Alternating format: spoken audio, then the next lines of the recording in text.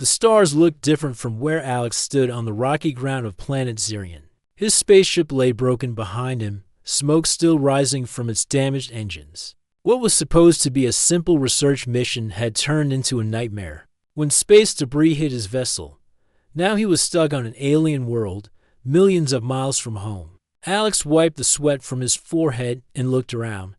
The landscape was beautiful but strange. Purple trees stretched toward twin suns in the sky, and the air smelled like sweet flowers mixed with something metallic. In the distance, he could see a massive city with towers that seemed to touch the clouds. The people of this world, called Zephyrians, were tall and elegant. Their skin had a soft blue tint, and their eyes glowed with a gentle light. When they first found Alex near his crashed ship, they were curious but careful.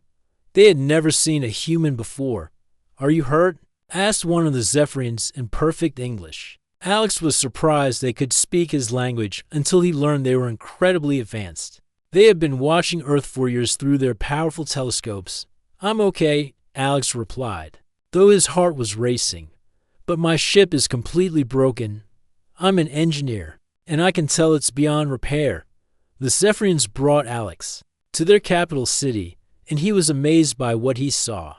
Buildings made of crystal and metal reached high into the sky. Flying vehicles moved silently through the air. Everything was clean and beautiful, like something from a dream.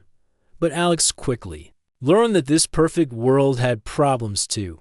The Zephyrians lived in a society where everyone had their place.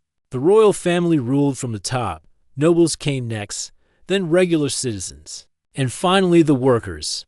No one could move up or down from where they were born. Alex stayed in a simple room in the lower part of the city. The Zephyrians were kind to him, but made it clear he was just a visitor. They would help him contact Earth when they could. But their communication systems were busy with more important things.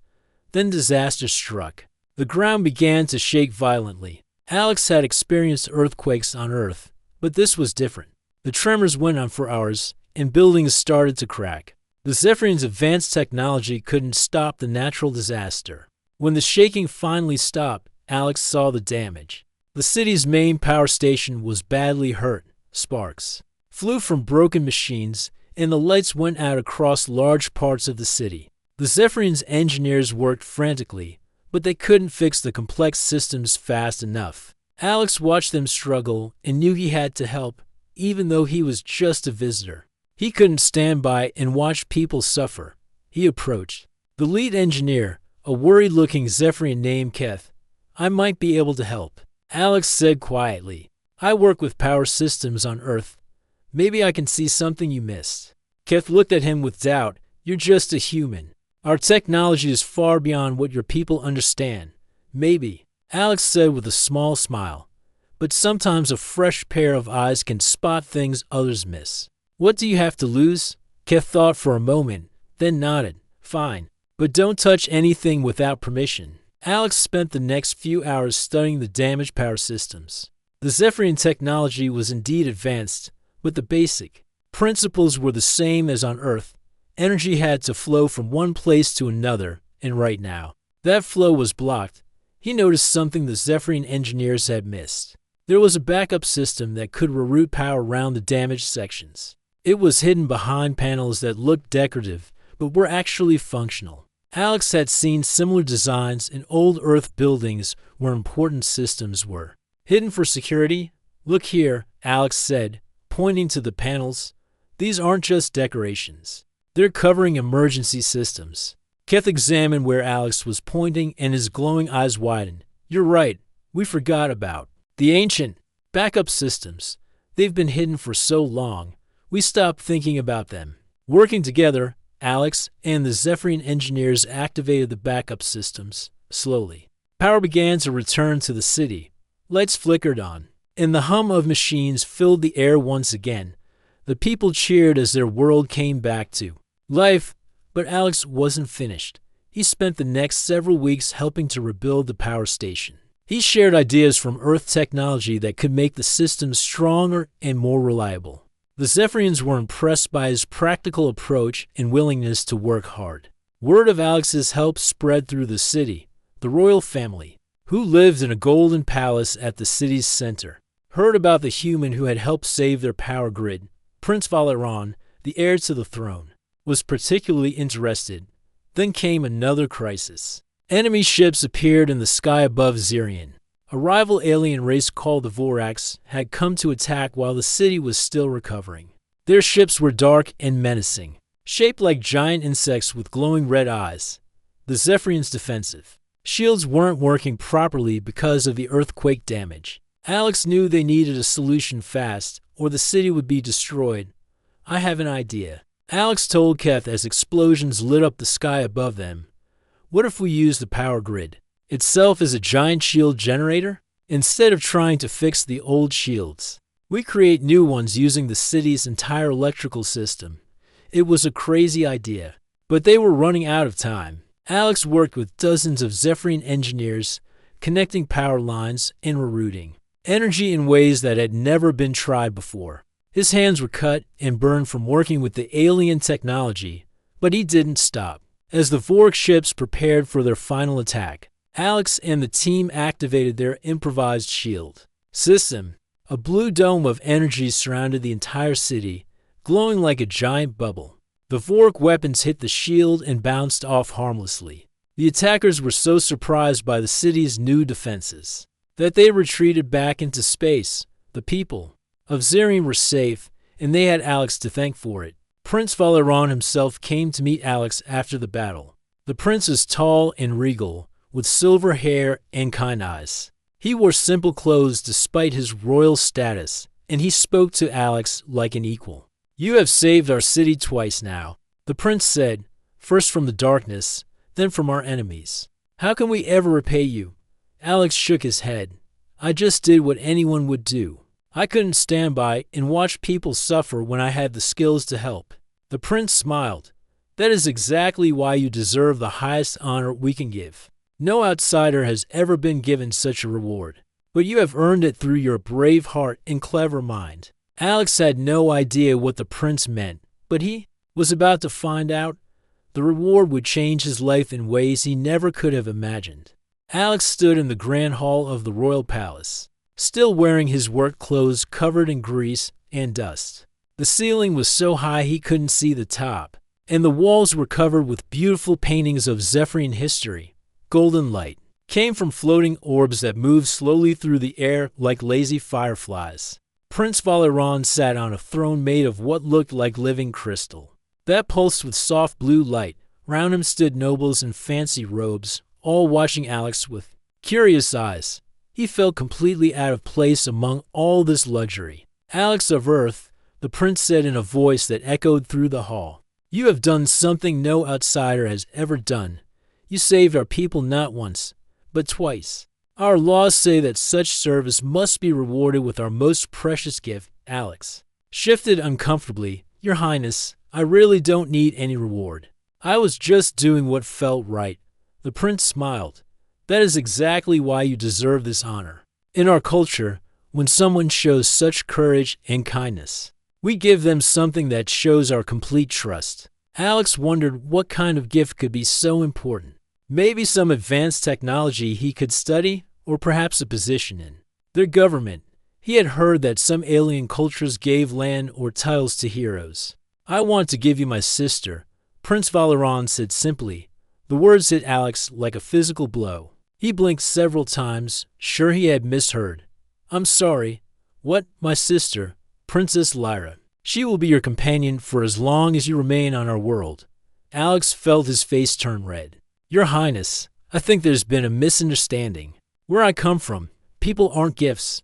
They're individuals who make their own choices." Murmurs ran through the crowd of nobles. Some looked shocked. Others seemed amused by Alex's reaction. Prince Valeron raised his hand for silence. "I understand your confusion," the prince said patiently, "but this is not what you think. Among our people, when we entrust a family member to someone, it means we see them as worthy of our highest respect.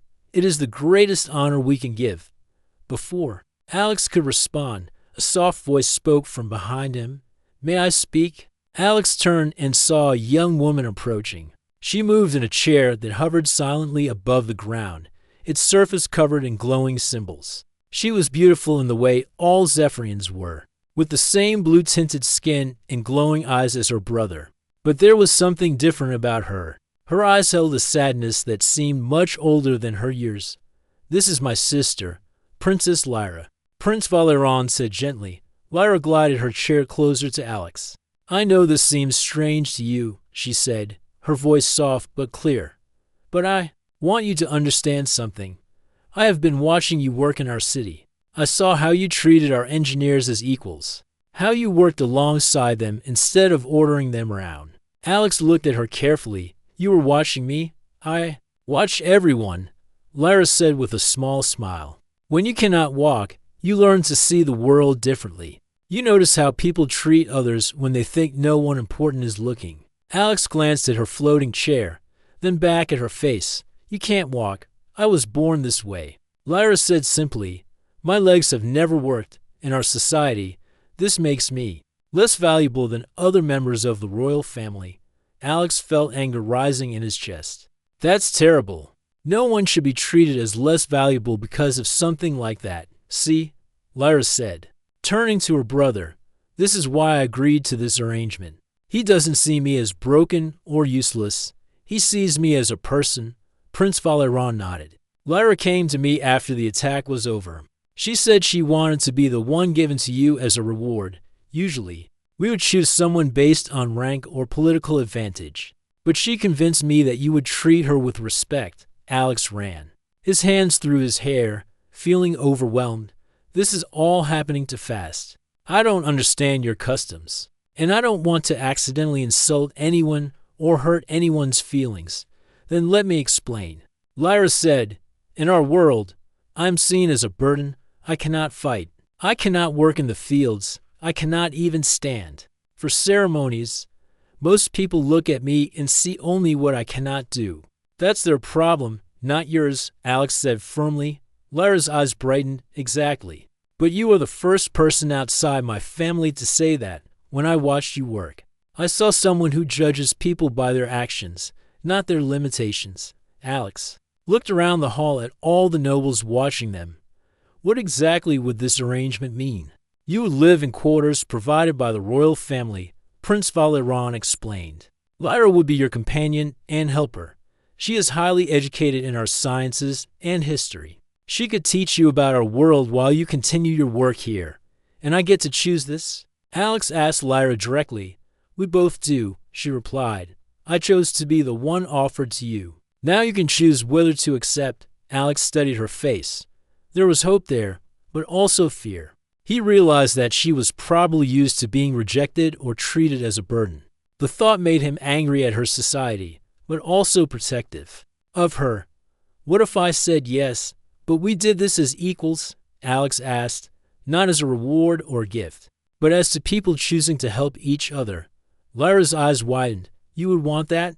"I'm stuck on this planet until I can find a way home," Alex said. "I could use a friend who understands this world. And it sounds like you could use someone who sees you as more than your chair." "That is not how this ceremony usually works," one of the nobles said stiffly.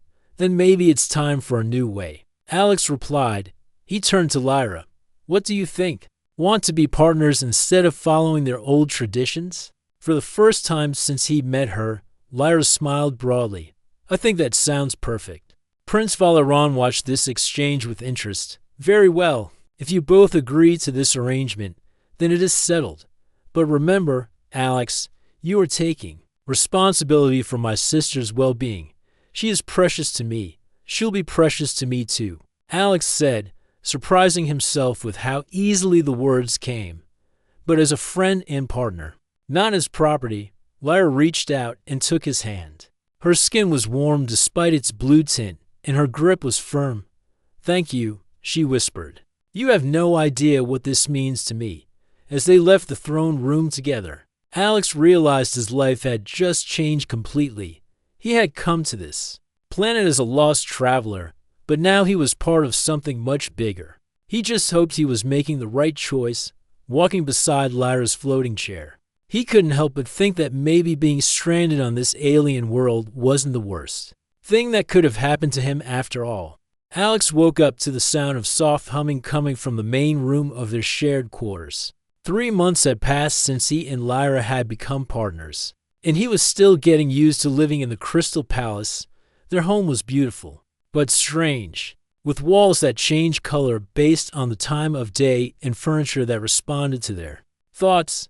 He found Lyra in her favorite spot by the large window that looked out over the city. She was reading from a floating screen that showed complex diagrams and equations. Her chair hovered silently nearby, but she had transferred to a comfortable couch that Alex had built for her, using Earth and Zephyrian technology combined. Good morning, Alex said, rubbing sleep from his eyes. What are you working on so early? Lyra looked up with a smile. I'm reading about the new power systems you helped design. The engineers are calling them hybrid technology because they mix our methods with yours. Alex poured himself a cup of the warm, sweet drink that Zephyrians loved. It tasted like honey mixed with cinnamon and gave him energy for the day. I never thought my Earth engineering would work so well with your advanced science. That's because you think differently than we do, Lyra said, making room for him on the couch. We Zephyrians sometimes get so focused on perfection that we forget about simple solutions. Over the past months, their friendship had grown into something deeper. Alex had learned that Lyra wasn't just intelligent, she was brilliant. She knew more about Zephyrian science than most of their top researchers. But because of her condition, many people ignored her ideas or treated her opinions as less important. I have something to show you, Lyra said, her eyes sparkling with excitement. I've been working on a project in secret. She moved her chair to a hidden panel in the wall. With a wave of her hand, the panel opened to reveal a small laboratory filled with equipment Alex had never seen before. Strange devices hummed quietly, and holographic displays showed rotating models of what looked like brain scans. Lyra, this is incredible, Alex said, stepping into the hidden room. How long have you been working on this? Since before you arrived, she admitted. I've been studying my own condition, trying to understand why I was born this way when my brother and parents can walk normally. Alex looked at the brain scans floating in the air. Even with his engineering background, the complex patterns were hard to understand. What have you discovered? Lyra's expression grew serious. Something that changes everything we thought we knew about my family, Alex. I wasn't born with a natural disability. Something was done to me. What do you mean? She pointed to one of the scans. Look at this image of my brain and nervous system. Do you see this small device near my spine? Alex squinted at the hologram. There was indeed something there, a tiny, intricate piece of technology that looked like a flower made of metal and crystal. That's not natural, is it? No, it's not. It's an implant that was put there when I was a baby, and according to my research, every member of the royal family has one. Alex felt a chill run down his spine. Are you saying someone deliberately caused your paralysis? Not exactly, Lyra said, bringing up another display. The implant wasn't meant to hurt me. It was designed to suppress something else, something that my ancestors thought was dangerous. What kind of something? Lyra hesitated, then waved her hand. The hologram changed to show an ancient Zephyrian text. My family has a secret, Alex. We have abilities that regular Zephyrians don't have. Mental abilities. The power to move things. With our minds, to read thoughts, to influence others' decisions. Alex's eyes widened. You're talking about psychic powers. Yes, but they're not magic. They're based on advanced brain development that my bloodline carries. Hundreds of years ago, some of my ancestors used these abilities to control people and start wars. The royal family decided that these powers were too dangerous, so they created the implants to suppress them. But the implant that was supposed to suppress your abilities also paralyzed you? Lyra nodded sadly. The implant in my brain is defective. Instead of just blocking my mental abilities, it also damaged the nerves that control my legs. I got all the restrictions, but none of the protection. Alex sat down heavily on a nearby chair. This is huge, Lyra. Does your brother know? I don't think so. The knowledge of what the implants really do has been lost over time. Most people think they're just ceremonial devices that show royal status. So you've been living with a defective piece of technology in your brain your whole life, yes? But here's the important part, Lyra said, her voice growing excited again. I think I know how to fix it. Alex looked at her carefully. What do you mean, fix it? Your Earth technology works differently than ours. It's simpler, but more flexible.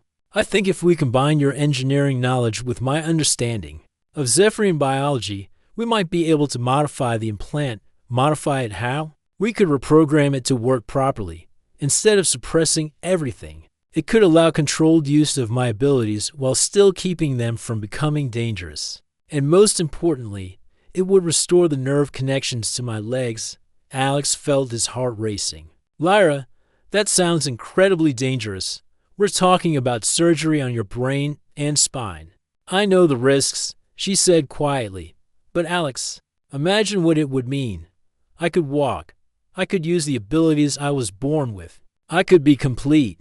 You're already complete, Alex said firmly. Your chair doesn't make you less than anyone else. Lyra smiled at him with such warmth that he felt his cheeks heat up.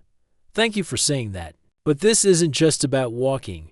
It's about having the choice. Right now, I'm limited by technology that was forced on me before I could consent. I want to take control of my own life. Alex looked at the complex equipment around them. Even if this is possible, it would be incredibly complex. We need to understand both the original implant and figure out how to modify it without causing more damage. I've been working on that for months, Lyra said. And now that I have your help, I think we can do it. Your practical approach to problem solving combined with my knowledge of the technology could make this work. What about your brother? What about the other royal family members? We'll tell them after we know it's safe. If we can prove that the implants can be fixed, it could help all of them. Imagine royal family members who can use their abilities responsibly, who aren't limited by fear of their own power. Alex stood up and walked around the small laboratory. The equipment was incredible, but the whole situation felt overwhelming. This is a lot to process, Lyra. I know. But Alex, you've already changed my life just by treating me as an equal. Now we have the chance to change everything. He turned to look at her, this remarkable woman who had become so important to him. What do you need from me? Help me. Design a new type of implant, something that combines the best of both our technologies. Something that gives me choice instead of taking it away. Alex nodded slowly. Okay? But we do this carefully, step by step. We test everything multiple times before. We even think about the actual procedure. Agreed. And Lyra, yes? Whatever happens, whether this works or not, you're still the most amazing person I've ever met. She reached out and took his hand. Thank you, Alex, for everything. As they began working together on the most important project of their lives, neither of them realized that their growing feelings for each other would soon become just as important as the technology they were trying to create. 6 months of intense work had passed since Lyra revealed her secret laboratory to Alex. Their days were filled with research, testing, and careful planning. The hidden room had become their second home, with tools and equipment scattered across every surface. Alex had learned more about Zephyrian technology than he ever thought possible. While Lyra had absorbed his practical engineering methods, the simulation is ready. Lyra announced, her voice tight with nervous excitement. She had been working on a computer model of the procedure for weeks, testing different approaches over and over again. Alex looked at the holographic display showing a detailed model of Lyra's brain and spine. The defective implant glowed red in the image, while their proposed modifications appeared in blue. Are you sure the new design will work? As sure as I can be without actually trying it? Lyra replied. The modified implant should restore nerve function to my legs, while allowing controlled access to my natural abilities. The Earth-based components you design will act as safety switches. Alex studied the complex diagram. They had spent countless hours working on this, often staying up late into the night discussing possible problems and solutions. During those long sessions, their partnership had deepened into something more than friendship, though neither of them had spoken about their growing feelings. The surgery itself will be the most dangerous part, Alex said. We'll need to remove the old implant and install the new one without damaging any surrounding tissue. I've practiced the procedure hundreds of times in simulation, Lyra said. My knowledge of Zephyrian medical technology combined with your precision engineering skills should make it possible. Alex turned away from the display. Lyra, I need to ask you something, and I want you to be completely honest with me. Of course. Are you doing this because you really want to walk, or because you think it will make you more valuable to others? Lyra was quiet for a long moment. Both, I think. I want to experience what it's like to stand on my own feet, to move freely without depending on my chair. But I also want to prove that I'm not a burden to my family or to you. You're not a burden. To me, Alex said firmly, you never have been. You're the smartest, most capable person I know. I know you believe that, Lyra said softly. But I still want to try this. Not for others, but for myself. I want to have the choice. Alex nodded. Then let's do it.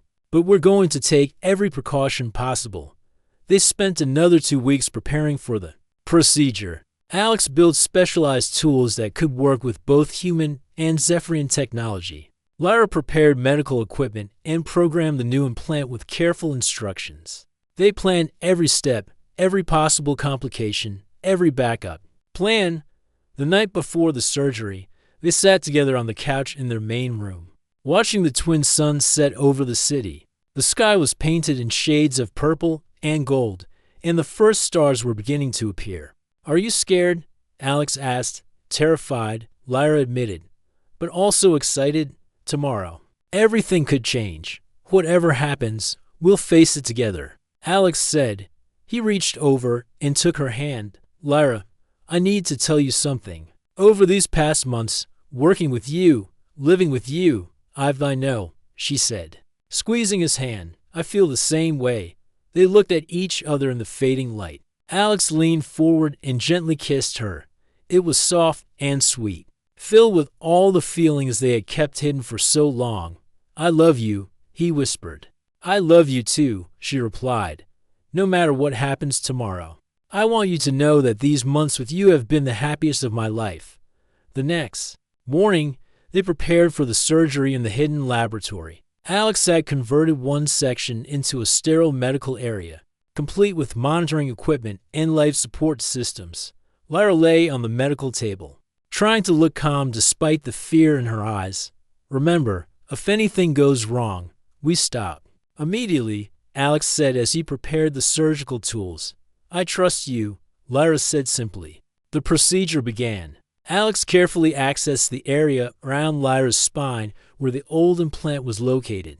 His hands were steady, but his heart was racing. He had performed repairs on complex machinery before, but never on someone he loved. The old implant is more damaged than we thought, he said, studying the device through a microscopic viewer. Some of the connections have actually fused with your nervous system. Can you still remove it safely? Yes, but it's going to take longer than we planned. Hours passed. Alex worked with the concentration of someone performing the most important task of his life. He carefully disconnected the old implant piece by piece, making sure not to damage any of the surrounding nerves. Old implant is out, he announced, installing the new one now. The new implant was a work of art, combining the best of both their technologies. It was smaller and more elegant than the original, with components that could adapt and learn. Alex carefully positioned it and began connecting it to Lyra's nervous system. How are you feeling? He asked as he worked. Strange, Lyra said.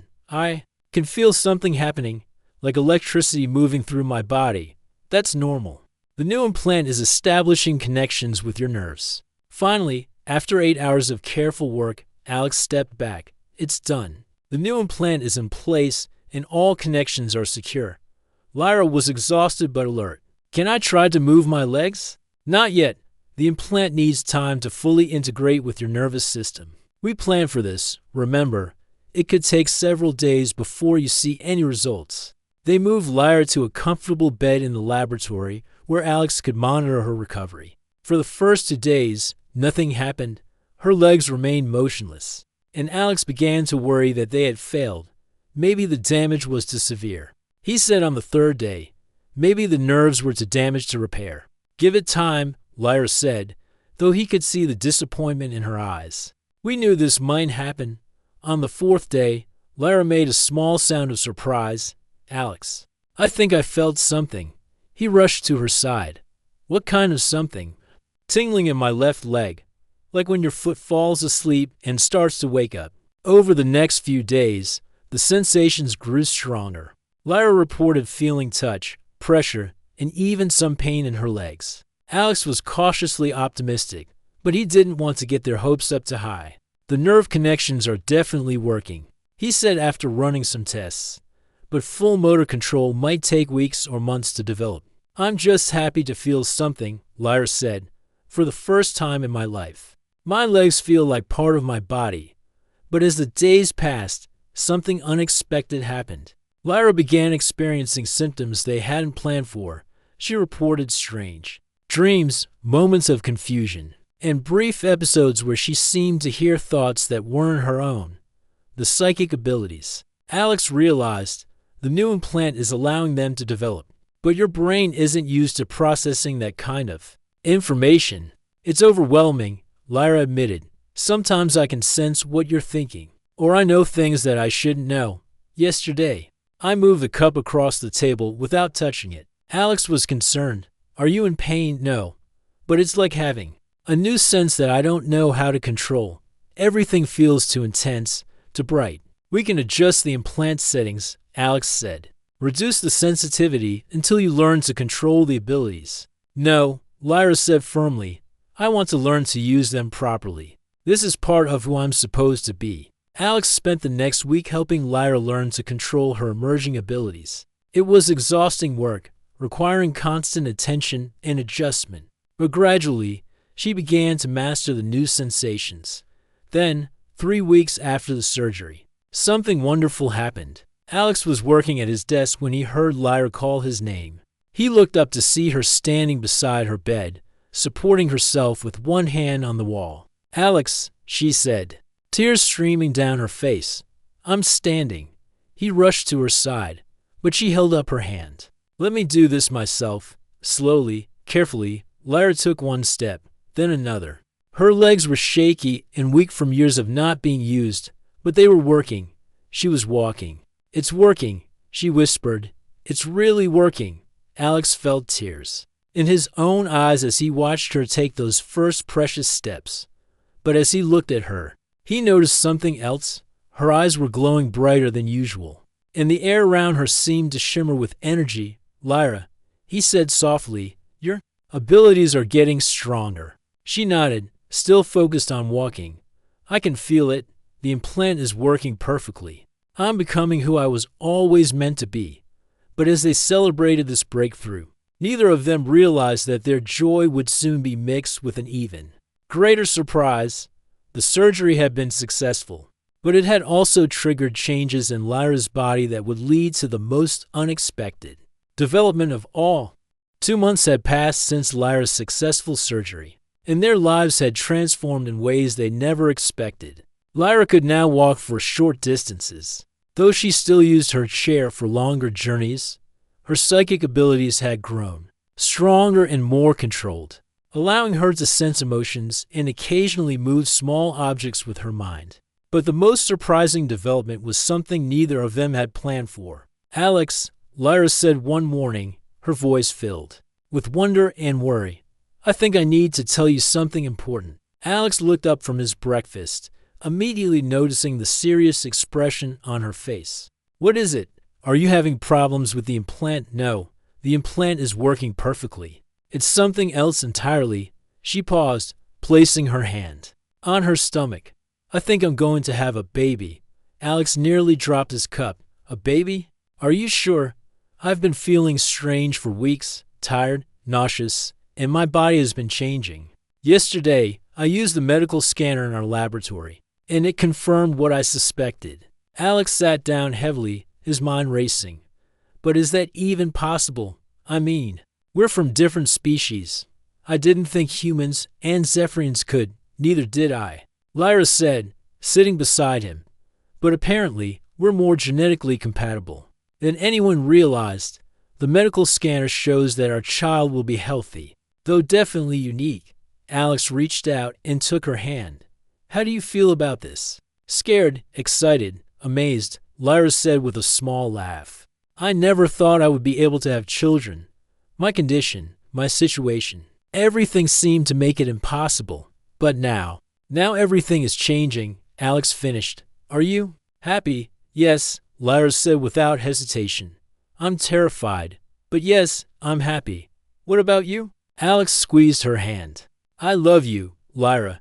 The idea of having a child with you is incredible, but I'm worried about what this means for both of you. We don't know how your body will handle the pregnancy, especially with the new implant.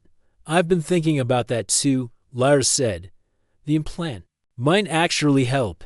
It's designed to enhance my body's natural abilities, and pregnancy is a natural process. Maybe it will make me stronger, not weaker. Over the following weeks, they discovered that Lyra's pregnancy was unlike anything either of their species had experienced before.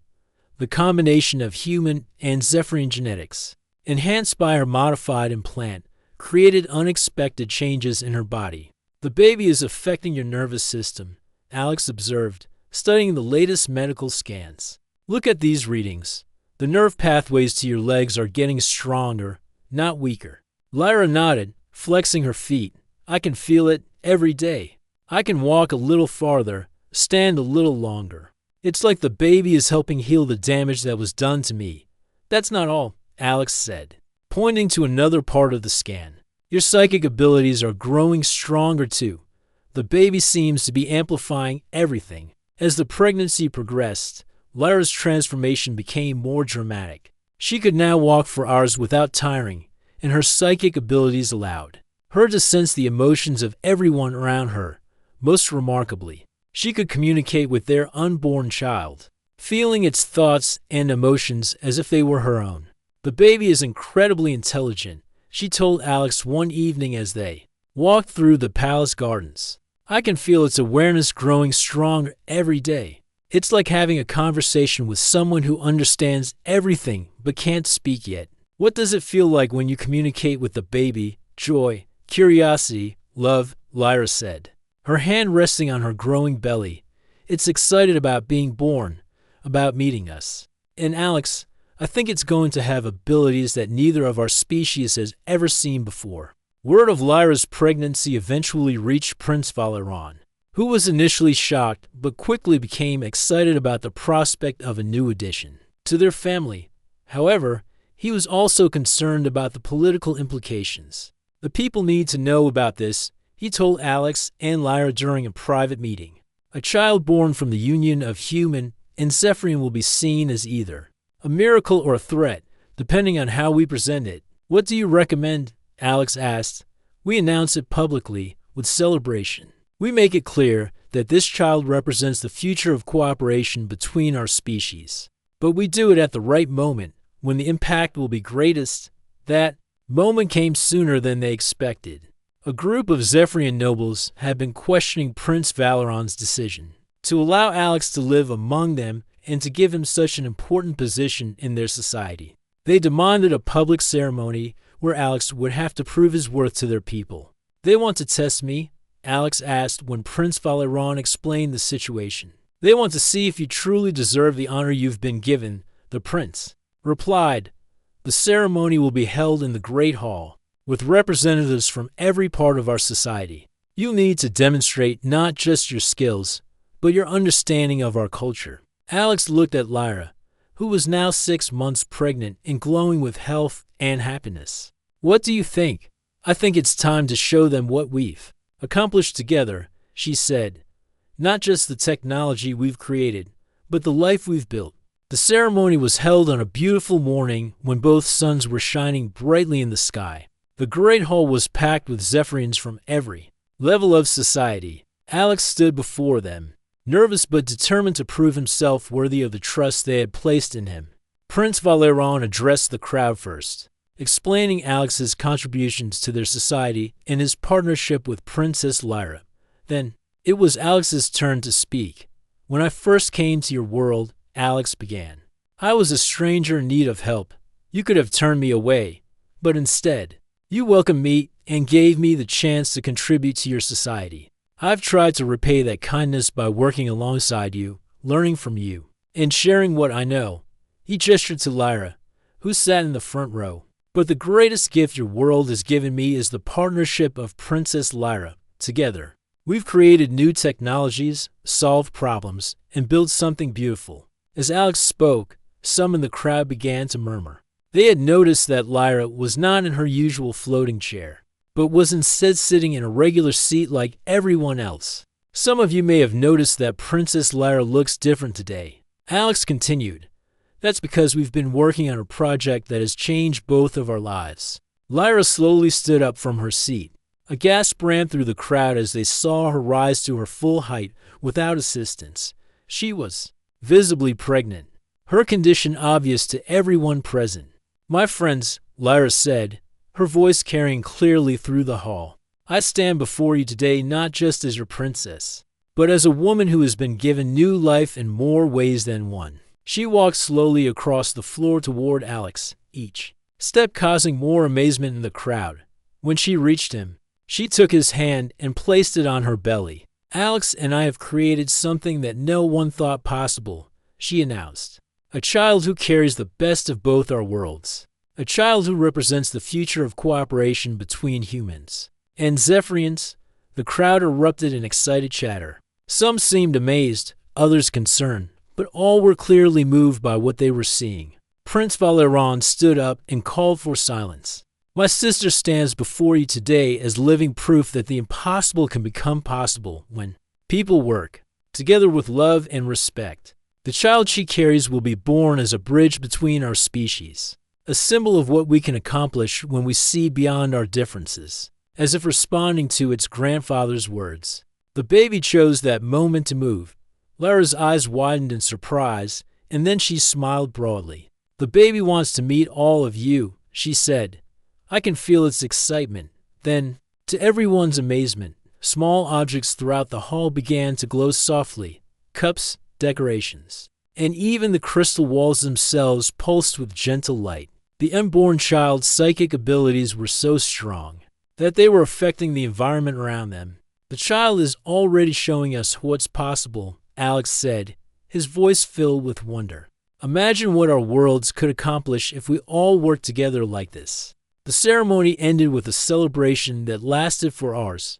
The Zephyrian people, initially skeptical of Alex, now saw him as a true member of their society. The announcement of the pregnancy had turned what was supposed to be a test into a joyous occasion. That evening, as Alex and Lyra sat in their quarters, they reflected on how much their lives had changed. "A year ago, I was a stranded traveler," Alex said. "Now I'm about to become a father to a child who might change the future of two worlds. And I was a princess who couldn't walk and felt useless to her people," Lyra added. "Now I'm standing on my own feet, carrying a child who represents hope for everyone." "What do you think happens next?" Alex asked. Lyra placed her hand on her belly, feeling the gentle movements of their child. "I think we raise our baby to be kind, curious, and brave. We teach them about both our worlds, and we help them use their gifts to bring people together instead of driving them apart. And we continue to work together," Alex said, "not just as parents, but as partners in building a better future." As they looked out at the stars shining in the alien sky, both of them knew that their greatest adventure was just beginning. Their child would be born into a world where anything was possible.